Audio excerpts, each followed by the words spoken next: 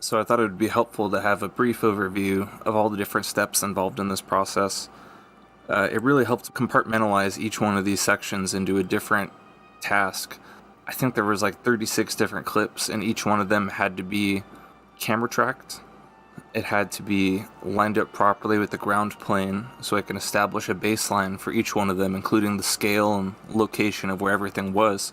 And then basically I had to have an environment that was compatible with all of them that I could easily drop all of these into and basically line them up so it looked like a seamless, consistent environment or shot, so to speak, that they were all going from piece to piece on. Then after that, I basically had to take the background environments with the camera tracked movements, superimpose the original footage, which involves not just keying the footage and removing the background, but getting it clean so there was minimal bleed through, keeping things looking like they were lining up properly on top of each other, and basically adding, the lightsabers, additional smoke and debris or dust in the air, which also had to be moved to the camera, otherwise they'd be floating around and it wouldn't look like it was actually in that place.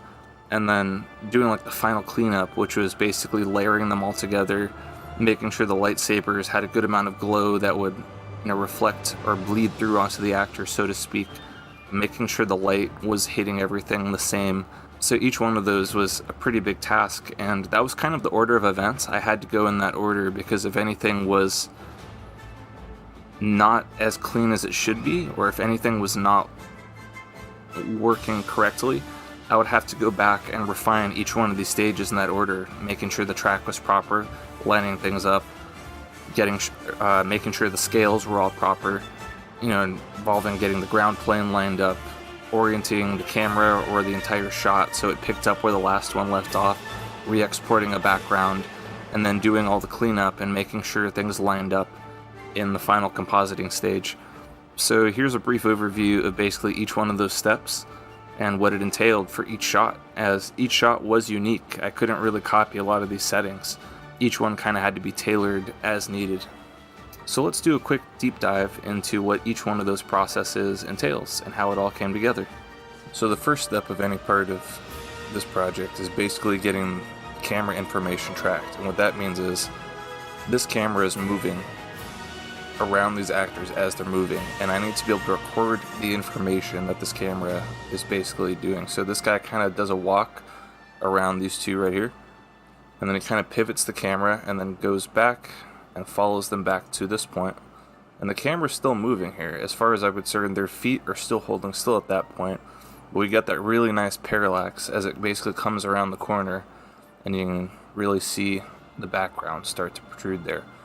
So basically in this program, I will take a piece here, and then I basically have to manually track a bunch of points. Now normally on footage that's been like pre-stabilized or is a pretty minor movement, you can just use some kind of an auto tracker in After Effects or something else, but this was a really cool handheld vibe that was going here, and I really didn't want to tamper with that original feel. It just felt really fun, so I went through and basically manually tracked each one of these points here, as you can see. And what makes it tricky sometimes is, say they maybe swing the lightsaber, I have to basically remove that tracker. You can see it right here.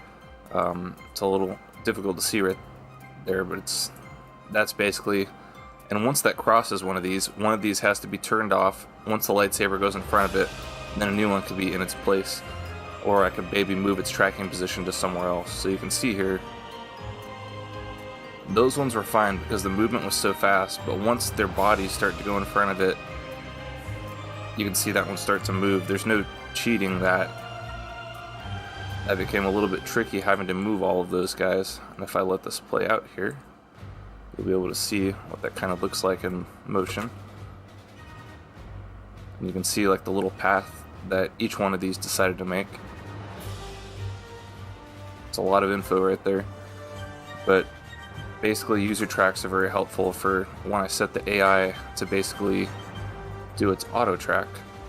And for that, I basically have told it to ignore these areas right here, because I don't want to track any information about them because they're moving. So just grab everything around here, possibly some of the stuff up here. And also, it was helpful for me to enhance the footage to basically